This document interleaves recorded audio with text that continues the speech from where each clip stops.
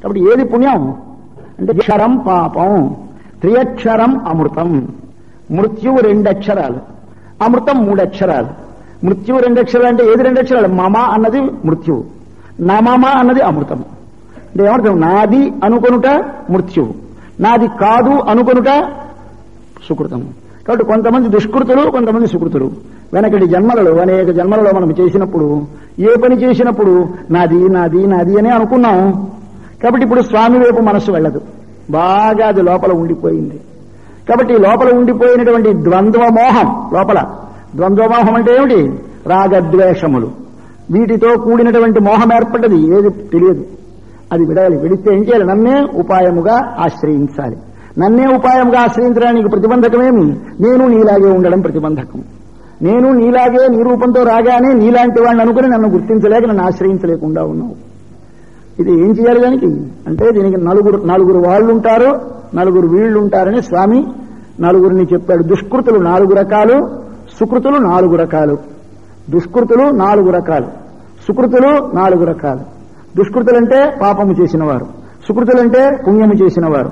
పాపము చేసిన వారు 4 రకాలు. ఎవరండి? మూఢ, నరాధమ, మాయయా అపహృత జ్ఞాన, ఆసురంభావమాశ్రితా. 4 ఈ 4 దుష్కృతులు లోకంలో. దుష్కృతులంటే ఏమిటి? భగవంతుడు ఉన్నవానిని ఉన్నట్టుగా గుర్తించలేనివారు. వీడు మొదటి రకం మూఢ. మూఢ అంటే అర్థం ఏమిటి? అసలు వాడికి తెలియదు. ఈ బయట దానికి లోపల వాడు చాలా అదృష్టవంతుడు. వాడికి లోపల ఉందా లేదా సందేహం అసలు లేదు వాడికి. కాబట్టి ఉన్నదంతా బయటిదే. కాబట్టి వాడు మూఢ అన్నాడు వాడు మొదటి వాడిని. వాడు దుష్కృతే, వాడు ఒకటో ఫస్ట్ కేటగిరీ. 2 నరాధముడు.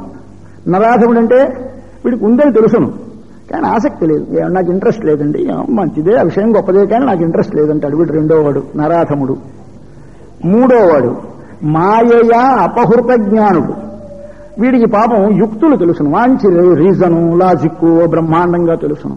కాబట్టి వీడు రేషనల్ థింకింగ్ అంటాడు, ఏదో మరొకటి అంటాడు. వీటితోటి పాపం కలిగిన జ్ఞానాన్ని అపహరించుకుపోతూ ఉంటాడు. మాయయా అపహృత జ్ఞానుడు. మాయయా కూటయుక్తుల చేత అపహృత తొలగించుకొనబడిన జ్ఞానము గలవాడు 3వ కేటగిరీ వాడు. 4వ ఉన్నవాడు ఉన్నాడు వీడు ఆసురభావ సమాశ్రితుడు. ఏమిటి ఆసురభావ సమాశ్రయం అంటే ఏమిటి? ఉన్నాడని తెలుసును, నిశ్చయంగా ఉన్నాడని తెలుసును, కానీ వాడిని చూడాలని ఉంది, కానీ వాడిని చూడడం ఎందుకు? వాడిని లేకుండా చేయడానికి. వీళ్ళు అసురులు. మనకి హిరణ్యకశిపుడు, రావణుడు వీరందరూ వచ్చారు చూసారా, వాళ్ళు సాక్షాత్ తెలుసును వాళ్ళకి. అరే నారాయణుడేం రా అన్నాడు. పాపం రావణాసురుడికి తెలియకపోలేదు. మన్యే నారాయణమనామయం అంటాడు. వాడికి ఒక స్టేజ్లో తెలిసిపోయింది నారాయణుడే అని. అయితే మాత్రం వాడిని అంతమొందించాలన్నాడు. పాపం వీడికి తెలుసు హిరణ్యకశిపుడికి, వాడిని అంతమొందించాలి. కాబట్టి ఆసురభావ సమాశ్రితుడంటే భగవత్తత్వము ఎరిగి, గుర్తించి, శ్రద్ధ కలిగి దానిని నశింపచేయడానికి సిద్ధపడ్డవాడు ఆసురభావ సమాశ్రితుడు. కాబట్టి దుష్కృతులు 4 రకములుగా ఉంటారు. మొదటివాడు మూఢ, 2వ వాడు నరాధమ, 3వ వాడు మాయయా అపహృత జ్ఞాన, 4 ఆసురభావ సమాశ్రితులని 4 రకాలు వీళ్ళు దుష్కృతులు. వాళ్ళు ఎప్పుడు నా దగ్గరికి వచ్చి నీవే అనరు, అది వాళ్ళ మంచి దృఢమైన అత్యవసాయం. కాబట్టి నీవే అనని వారంతా దుష్కృతులు. ఈ నీవే అనని వారు 4 వాళ్ళని వదిలింది. నీవే దేనికి? పిల్లలు లేరు తండ్రి, పిల్లల్ని ఇవ్వవా? డబ్బు లేదు తండ్రి. వీడు వెర్రివాడు ఏం చేస్తున్నాడు? అసలు ఏది వచ్చినా వాడి దగ్గరికి పోతూ ఉంటాడు. స్వామి వెంకన్నబాబు మొక్కేసుకుంటాడు. 7 కొండలవాడా రోగం తగ్గాలి, 7 కొండలవాడా పోయిన డబ్బు రావాలి, 7 కొండలవాడా ఇంకా చాలకుండా ఉంది ఎక్కువ రావాలి, ఇంకా ప్రమోషన్ రావాలన్నా వాడే, ఉద్యోగం రావాలన్నా వాడే. కాబట్టి మొదటి ఉద్యోగం రావడానికి 7 కొండలవాడే, ప్రమోషన్ రావడానికి 7 కొండలవాడే. వీళ్ళున్నారు. వీళ్ళు 2 రకాలు. వీళ్ళు అంటే ఆర్త అర్థార్థి. వీళ్ళు భక్తులు. వీళ్ళు ఇది 4వ సుకృతులు. వీళ్ళు సుకృతులలో మళ్ళీ 4 కేటగిరీస్. ఆర్త, అర్థార్థి, జిజ్ఞాసు, జ్ఞాని. వీళ్ళు 4. వీళ్ళు భక్తులు. అంటే సుకృతుల్లో 4 రకాలు, దుష్కృతులు 4 రకాలు మనవి చేశాను. ఈ దుష్కృతులు ఎప్పుడు నీవే ఉపాయమని నన్ను ఉపాయముగా స్వీకరించరు. వారే అని వారికి ధైర్యం ఉంది.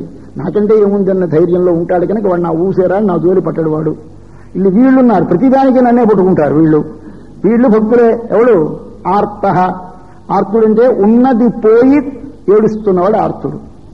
అర్థార్థి అంటే ఉన్నది చాలక కోరుతున్నవాడు అర్థార్థి. కొంతమంది ఉన్నది చాలక కోరేవాళ్ళు, కొంతమంది ఉన్నది పోయి ఏడ్చేవాళ్ళు, ఇద్దరు నన్ను పట్టుకుంటారు. వాళ్ళు ఆర్త, వీళ్ళు అర్థార్థి. అంటే అపూర్వ ఐశ్వర్యకాముకుడు ఒకడు, భ్రష్ట ఐశ్వర్యకాముకుడు ఒకడు.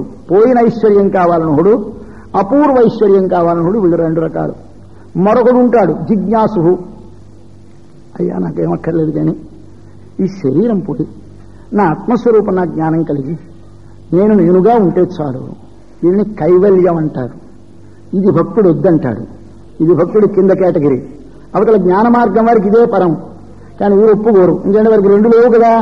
కాబట్టి వారికి ఒకటే కనుక కైవల్యం వచ్చిందంటే మోక్షం వచ్చేసినట్టే వారికి. కానీ కైవల్యం నాకొద్దు స్వామి, నీతోటే ఉండాలంటాడు వీడు. ఇది ఈ భక్తి మార్గంలో మనం చూస్తున్నాం. కాబట్టి వీడేమిటి జిజ్ఞాసు అంటే ఏమిటి? వీడు కేవలంగా స్వామి నా స్వరూపం నాకు తెలియచేయి, ఈ శరీర సంబంధం లేకుండా చెయ్యి, మళ్లీ నాకు మృత్యువు ముసలితనము ఇవి రాకుండా ఉండేటువంటి శరీర సంబంధం లేకుండా కేవలముగా విదేహం, నాకు ఈ దేహరాహిత్యాన్ని కలిగించు, జన్మరాహిత్యాన్ని కలిగించంటాడు. వీడు జిజ్ఞాసు. నాలుగో వాడు భక్తుడు జ్ఞాని. జ్ఞాని అంటే ఏమిటి? స్వామితో సంబంధం తెలిసింది. సంబంధం తెలిసిన తర్వాత పిల్లడికి తల్లి తెలిసిన తర్వాత, తల్లి తెలియకముందు ఎవరు ఎత్తుకున్నా ఊరుకుంటాడు, ఎక్కడ పడుకోబెట్టి సరిపోయినా ఊరుకుంటాడు. కాస్త 8 నెలలు 7 నెలలు వచ్చేసరికల్లా తల్లి తెలుస్తుంది. ఏమడుగుతాడు? ఎంతసేపు తల్లి ఒడి అడుగుతాడు.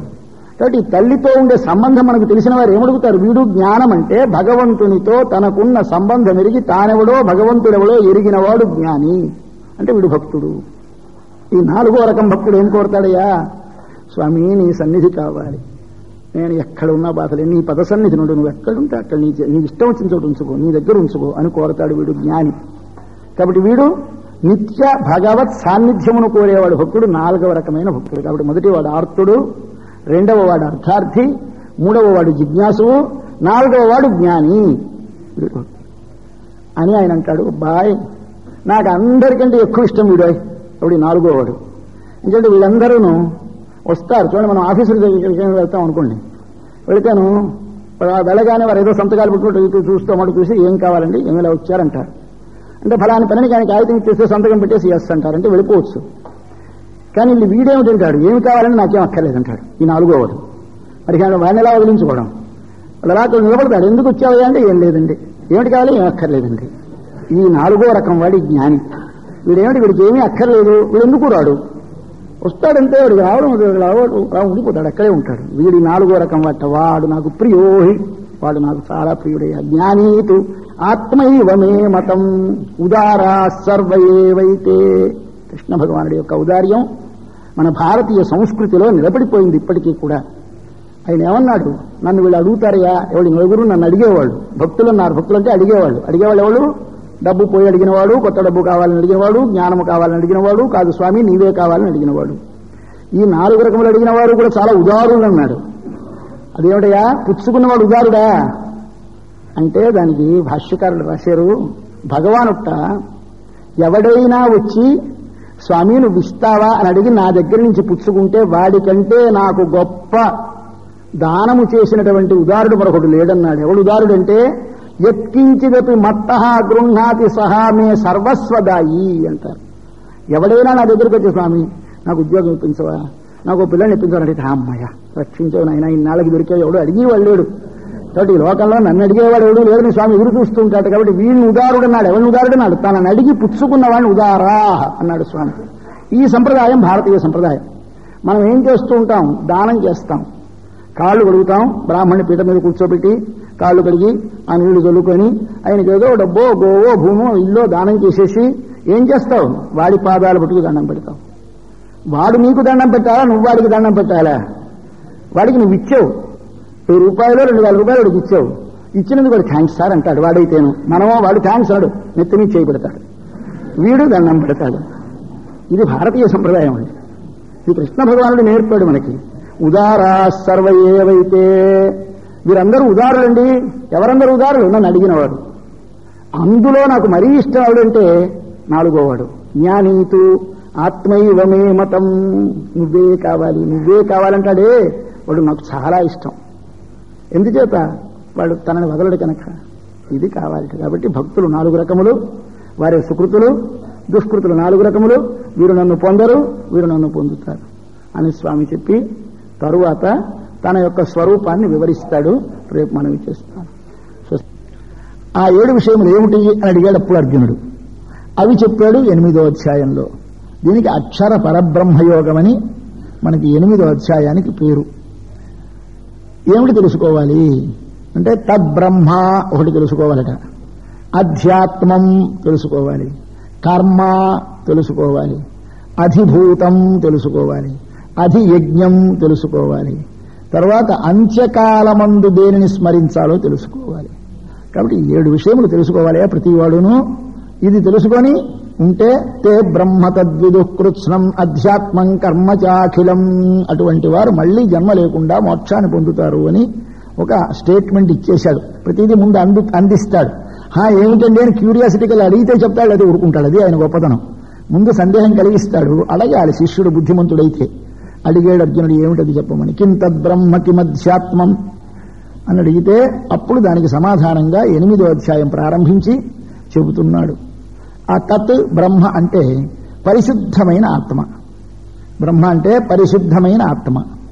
కిం తద్ బ్రహ్మ. అధ్యాత్మం అంటే ఏమిటి?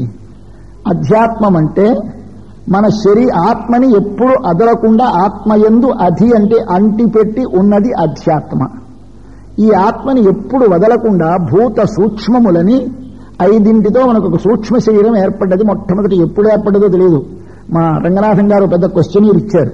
దానికి నన్ను సమాధానం చెప్పడం లేదనుకోండి, ఎవరో చెప్తారని చెప్పారు. వారు పూరి మహారాజు ఇచ్చి చెప్తారట, మీరు ఎందుకు కానీ చాలా అందమైన ప్రశ్నలన్నీ బాగున్నాయి. చాలా 5 ఉపన్యాసాలుగా ఏర్పాటు చేశారు. దానిలో మొత్తం అంతా చాలా బ్రహ్మాండమైనటువంటి భగవద్గీత కాదు, మొత్తం సర్వశాస్త్ర సమన్వయం దానిలో ఉంది. అది సమాధానం వీలైతేనే ఎందుకు చెప్తాను, కానీ నాకు అనవసరం, నాకు వారు ప్రశ్నించలేదు. నేను అందుచేత అది దానిలో ఆ ప్రశ్నలో ఏమిటి అంటే, ఇప్పుడు మనకి ఇచ్చినటువంటిది కర్మ దీనికి అంటుతుంది. దేనికి? ఆత్మకి. ఈ కర్మ ఎప్పుడు ఉందా లేదా? అనాదా కాదా? జీవుడు ఎప్పుడు ఉన్నాడా లేదా? ఇవే ఆయన ప్రశ్నలు. అందులో ఒక ప్రశ్న అనుకోండి, ఇలాంటివి కొన్ని 100 ప్రశ్నలు ఇచ్చారు, అందులో ఉన్నాయి. ఇది కాగితాలు నిండా అవే. కానీ అందులో కర్మ అనాది అని చెప్పారు. ఎక్కడ? బ్రహ్మసూత్రాలు చెప్పారు. నా కర్మ విభాగాదిత్వాత్ అని ఒక సూత్రం బ్రహ్మసూత్రాలలో. నా కర్మ విభాగాదితి చేన్నానాదిత్వాత్ అంటారు. అంటే ఒక సందేహం కలిగింది. ఏమిటి కలిగింది? భగవంతుడు ఇంత దయామయుడు కదా, ఆయనే కదా మనందరినీ సృష్టించాడు. ఒకడికి బుద్ధి కూడా ఒకడిని మూర్ఖుని చేయడమే, ఒకడికి డబ్బు కూడా ఒకడిని దరిద్రుని చేయడమే, ఒకడికేమో మంచి ప్రవర్తన కలిగించడం, దుష్ట ప్రవర్తన కలిగించడమే, ఒకరినేమో మంచి బాగా ఆరోగ్యవంతుడు చేయడమే, రోగం కలవాణిగా చేయడమే. ఏమిటి పక్షపాతం? కాబట్టి వైషమ్య నైర్ఘృణ్యే 2 వచ్చాయి భగవంతుని మీద ఆరోపణలు. వైషమ్యము, నైర్ఘృణ్యము. వైషమ్యం అంటే పక్షపాతం, నైర్ఘృణ్యం అంటే దయలేకపోవుట. ఘృణ అంటే పక్షం అసలు నాకు రాదు. ఎందుచేత నువ్వు కానీ అది తెలుసుకుంటే నీకు రాదన్నాడు. పైగా మరో ధైర్యం ఆయన. అసలు నేను సృష్టి చేస్తున్నప్పటికీ కూడా నాకు ఆ కర్మలు అంటావు. నమాం కర్మాణి లింపంతి నమే కర్మఫలే స్పృహ ఇతి మాం యోభిజానాతి. ఈ 2 రహస్యాలు నీకు తెలిసిపోతే నీకు అంటావు. ఎందుకు తెలియాలట? నమాం కర్మాణి లింపంతి. ఎందుచేత అంటావు? నమే కర్మఫలే స్పృహ. నాకు అసలు దాని ఫలమూస లేదు కదా. ఇది చెయ్యాలని నా డ్యూటీగా పెట్టారు. అయ్యా ఇగో ఈ కర్మకి తగినటువంటి ఈ ఆత్మ ఈ కర్మను అనుసరించి ఎలాంటి శరీరంలో ఉండాలో చూసుకొని దీన్ని బట్టి దీనిలో పెట్టేది.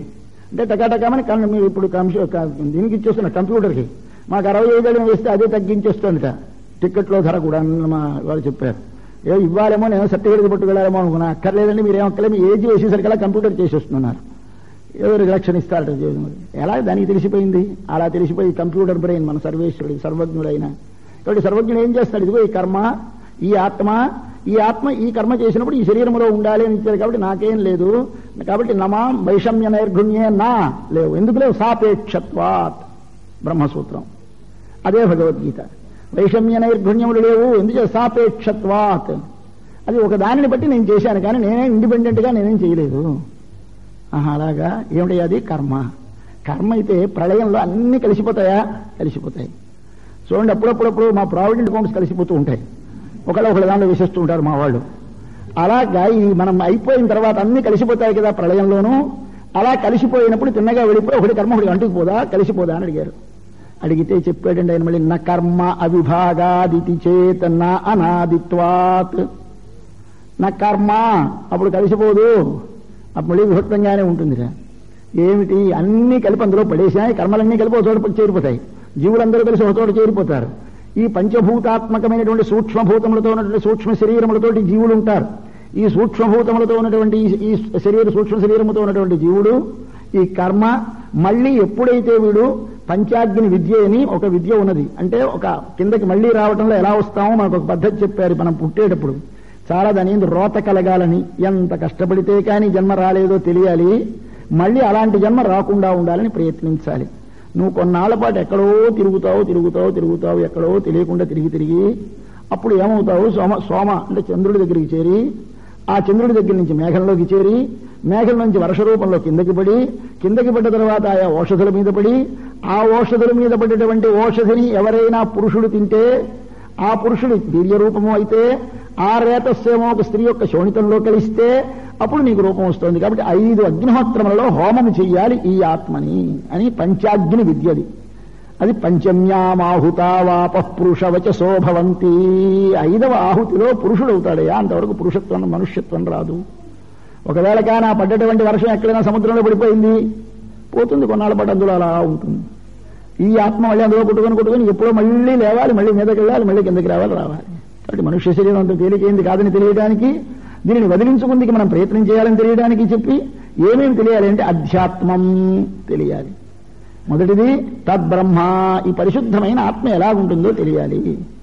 రెండవది అధ్యాత్మము తెలియాలి. అధ్యాత్మం అంటే ఏమిటి తెలియాలి అంటే మన ఈ సూక్ష్మ భూతములతో కూడిన వాసనతో కూడినటువంటి శరీరము మళ్ళీ మనకి ఎలా తగిలి ఉంటుందో తెలియాలి. ఎలా తెలుస్తుంటే అందరూ ఉపమానం చెప్పారండి. కర్మలు అంటుకుందికి మనకి విష్ణు పురాణంలోనో ఇక్కడ శ్లోకం, దూడలన్నిటినీ వదిలేస్తారట. సాయంకాలం వస్తాయి దూడలు, వచ్చి ఏది దూడ తల్లో ఆ తల్లి పొదుగులోనే మూచిపెడుతుందట. అలాగనే టక్కున మళ్ళీ స్వామి సృష్టి చేయాలి అనుకునేసరికి మన కర్మ మనకే వచ్చి టక్కున కొడుకుంటుంది. ఎవరి కర్మ వారికి ఏమిటో మరి ఎలక్ట్రిక్ ఏర్పాటు చేసాడో స్వామి తెలియదు. కాబట్టి దానికి ఒక అందమైన మాట చెప్పారు. వత్సలు ఎలాగైతే అంటే దూడలు ఎలాగైతే తమ ఆవుల పొదుగులలో తమ తల్లి పొదుగులోనే మూతి పెడుతుంది కానీ రెండో దాని దగ్గరికి వెళ్ళదో, అలాగే ఎవరి కర్మ వారికే వస్తుంది. కర్మలు కలవవు, అవిభాగాత్, ఎప్పుడో కలవు, అనాది పోవు. కాబట్టి కర్మలు అనాది. ఈ కర్మలకి వీడికి ఉండే సంపర్కం అది భగవన్ నిర్ణయం అంతే, అది స్వభావం. ఇది స్వభావోధ్యాత్మముచ్యతే. రెండవది చెప్పారు బ్రహ్మ. తర్వాతది అధ్యాత్మం అంటే ఏమిటి?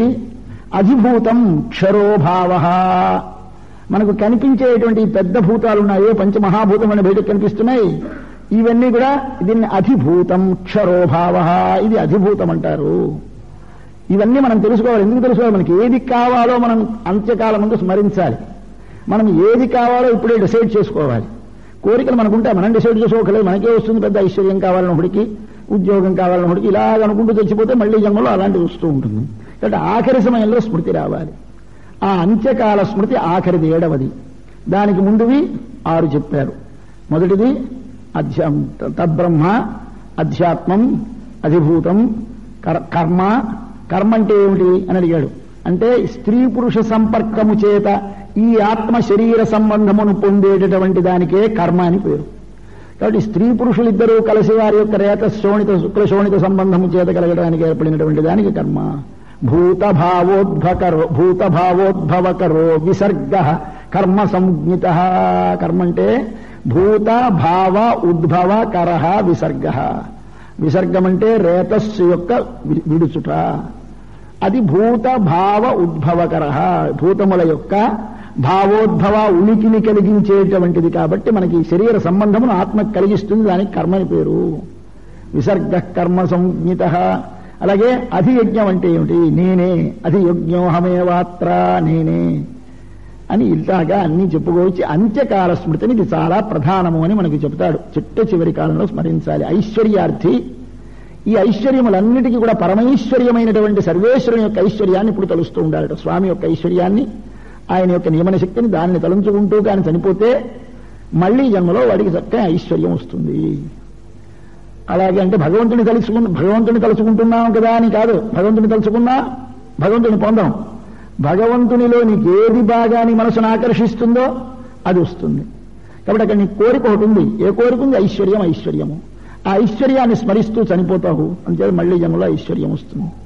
ఆత్మస్వరూపాన్ని తద్బ్రహ్మని స్మరిస్తూ చనిపోతావు, అప్పుడు ఆ పరిశుద్ధాత్మస్వరూపాన్ని తెలుసుకుపోయినందువల్ల శరీర సంబంధం పోతుంది, మళ్లీ జన్మలో నీకు పరిశుద్ధమైనటువంటి ఆత్మస్వరూపం వస్తుంది.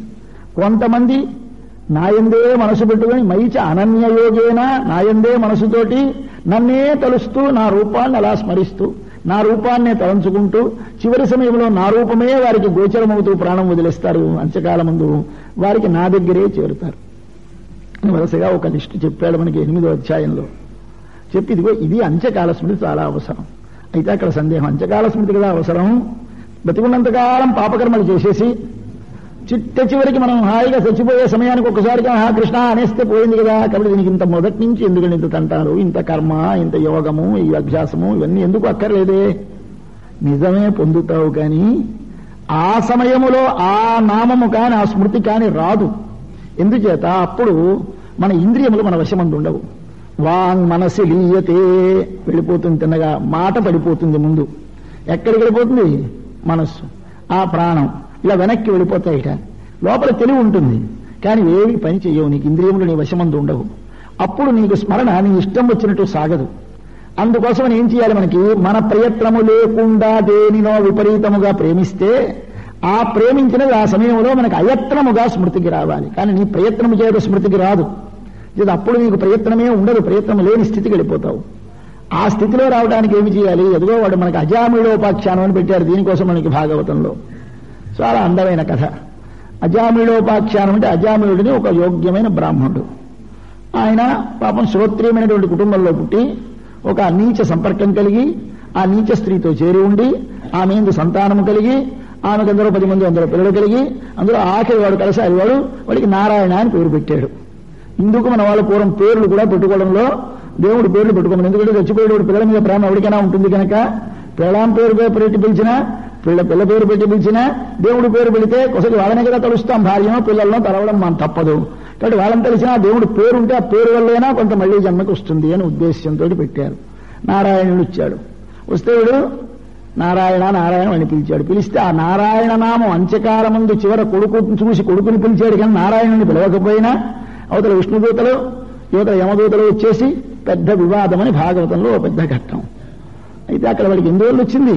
చిన్నప్పటి నుంచి నారాయణుని మీద ప్రేమ పెట్టుకోవడం చేత నారాయణ నామం వచ్చింది, కానీ అప్పటికప్పుడు నారాయణ పిలుద్దామన్నారు రాదు. నీ మనసుకి మొదటి నుంచి అలవాటు చేయాలి. అందుచేత ఏం చేయాలి? మత్పరహ యుక్త ఆసీత మత్పరహ 2వ అధ్యాయంలో ప్రారంభించాడు. మత్పరహ ఎప్పుడు నువ్వు ఏది చేయి, మా మనస్మర నన్ను స్మరిస్తూ ఉండు, నా యందే ఇంద్రియములను పెట్టు, నీ పనులు చేసుకో. నీ పనులు చేసుకుందుకే అభ్యంతరం లేదు, నీ పనులన్నీ చేసుకో, అనుభవాలనే అనుభవించు, లోపల మాత్రం నన్ను స్మరిస్తూ ఉండు. ఈ స్మరించడం అలవాటైపోతే కాలుకి దెబ్బ తగిలినా ఏది తగిలినా రామా అని వస్తుంది, మరో మాట రాదు. ఎంచేత అలవాటైపోయింది. కాబట్టి అలవాటు మనసుకు చెయ్యాలి. ఈ అలవాటు చేయడం చేత అంత్యకాల స్మృతి వస్తుంది. ఇట్లా అంత్యకాల స్మృతి కలగాలి. ఆ అంత్యకాల స్మృతితోటి వదిలిన తర్వాత ఏ శరీరం వదులుతామో త్యజత్యంతే కలేవరం. అప్పుడు 2, ఒకటి ప్రణవాన్నేనా స్మరిస్తూ చనిపోవాలి, భగవద్రూపాన్నేనా స్మరిస్తూ చనిపోవాలి. ప్రణవము అన్నిటికంటే చాలా గొప్ప భగవద్వాచకమైన శబ్దములలో ప్రధానమైనది ప్రణవము, ఓం.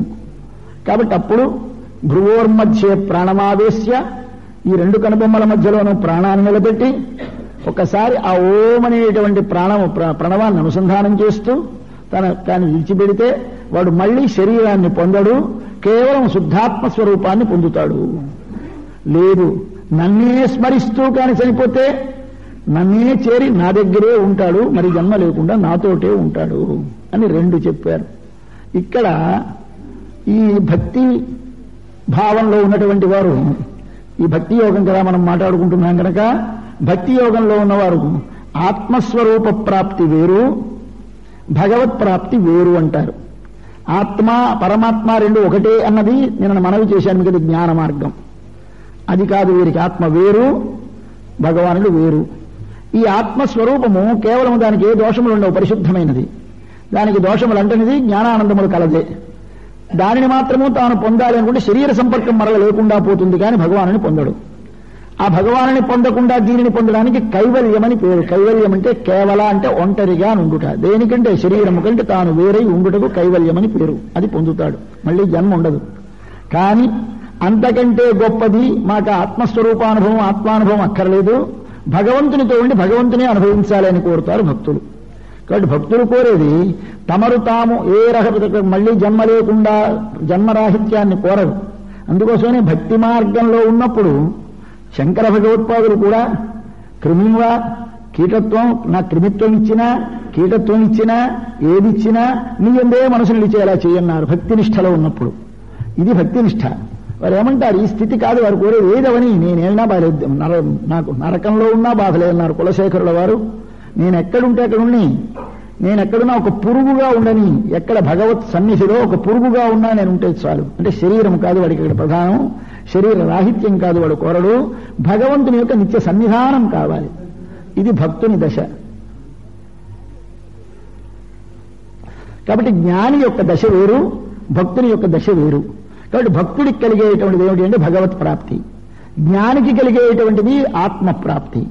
ఆత్మప్రాప్తి అంటే కేవలం మరల జన్మ లేకుండా, శరీర సంబంధం లేకుండా పరిశుద్ధమైన ఆత్మస్వరూపాన్ని పొంది ఉండటమే అతనికి ప్రయోజనం. పరిశుద్ధమైన ఆత్మస్వరూపము కలుగుతుంది, కానీ దానితో పాటు భగవంతుని సన్నిధిలోనే ఉండి భగవంతునికే చెంది ఉండటం అనేది వీడి స్థితి. వీడి దానిలో పురుషార్థం ఏమిటి అంటే వీడికి దాస్యమే పరమ పురుషార్థం. వీడికి పరమ పురుషార్థం ఏమిటి, తనను తాను అనుభవిస్తూ ఉండటమే పరమ పురుషార్థం.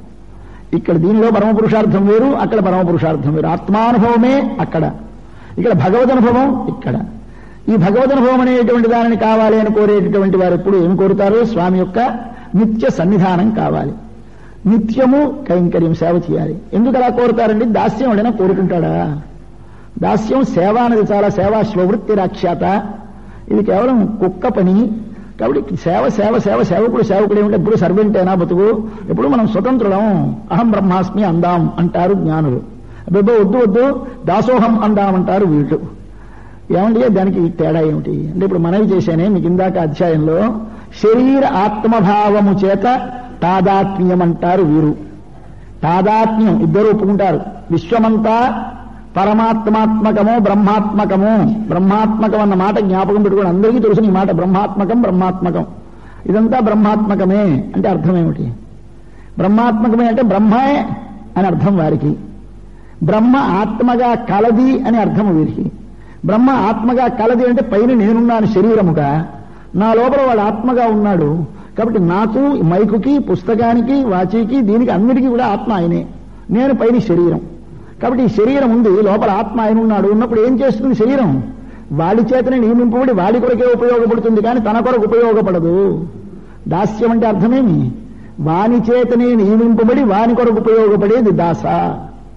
విశ్వములో ప్రతి పదార్థము పరార్థమే, స్వార్థమైన పదార్థము లేదు. ప్రతి వస్తువు ఒకరికి ఉపయోగపడేది. ఆత్మ మాత్రము మనకేమిచ్చాడు భగవంతుడు, జ్ఞానం ఇవ్వడం చేత నేను నా కొరకు అనుకుంటున్నాం, అది పొరపాటు. దానివల్ల బంధాన్ని పొందుతున్నాను. నువ్వు వాడి కొరకే, నీ కొరకు పుస్తకం, నీ కొరకు పువ్వు, మలయానిలం నీ కోసమని, చందనం నీ కోసమని, వెన్నెల నీ కోసమని. నువ్వో నేను నా కోసమే కాదు, నువ్వు ఒకని కోసమే. అవన్నీ ఎలా పరార్థమో నువ్వు అలా పరార్థం. ఈ పరార్థతను గుర్తించమంటుంది భక్తి మార్గం. పరార్థత కాదు స్వార్థమే అని గుర్తించమంటుంది జ్ఞాన మార్గం. కాబట్టి జ్ఞాన మార్గంలో పరుడు అంటే తానే, పరుడు తనకంటే వేరే మరొకడు లేడు కనుక తన కొరకే తానే తనను అనుభవిస్తూ ఉంటాడు అక్కడ. భక్తి మార్గంలో ఇది శరీరము వంటి వాడిని నేను కనుక, శరీరము ఆత్మకే తను చేసే ప్రతి పనిని సమర్పిస్తుంది కనుక, వాడి చేతనే నియమింపబడుతుంది కనుక దాస్యం అని అర్థం. దాస్యం అంటే అర్థం ఇందాక మనవి చేశానే, ఆత్మ శరీర సంబంధమును అంగీకరించిన ప్రతివారు భగవంతుడు స్వామి అని, భగవంతుడు నియామకుడని, భగవంతుడు ఆధారమని, భగవంతుడే శేషి అని అంగీకరిస్తారు. 3 సంబంధములు మనవి చేశాను ఇందాక, ఆధారము, నియామకము, శేషి. ఇది భగవంతుడు. వాడు ఈ సంబంధములు అంగీకరించినప్పుడు ఏమవుతుంది? దాని చేత నియమింపబడతాడు, మళ్ళీ దానికి ఉపయోగపడతాడు. కాబట్టి ఏం చేయాలి నువ్వు? దాస్యమే. దాస్యం అప్పుడు ఏమిటైంది?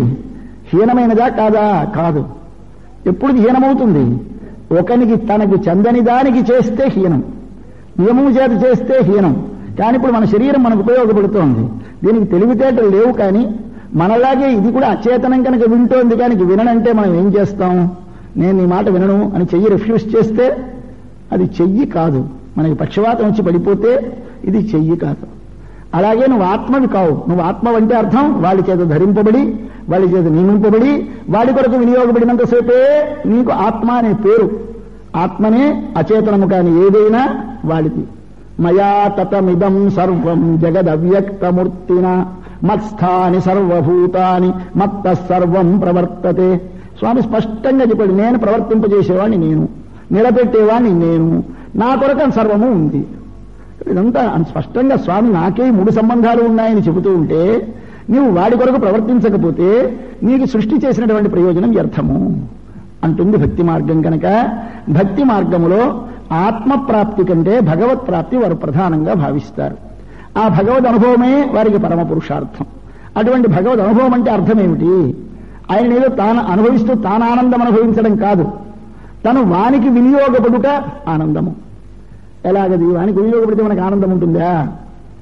అంటే ప్రేమ అనే శబ్దానికి, భక్తి అనే శబ్దానికి మనకు అర్థం తెలిస్తే ఈ సందేహం తీరుతుంది. ప్రేమ అంటే ఏమిటి? ప్రేమలో ఒకరికి మనము వినియోగపడతాం, వారు మనకి వినియోగపడడం ప్రేమ కాదు. దానికి మనకి భవభూతి అని ఒక మహాకవి ఉత్తర రామచరిత్రను ఒక నాటకంలో ఒక శ్లోకం రాశాడు. ప్రేమకి నిర్వచనం ఇచ్చాడు చాలా అందంగాను. అది చాలా బాగుంది. అందుకోసం నాకు ఎక్కడ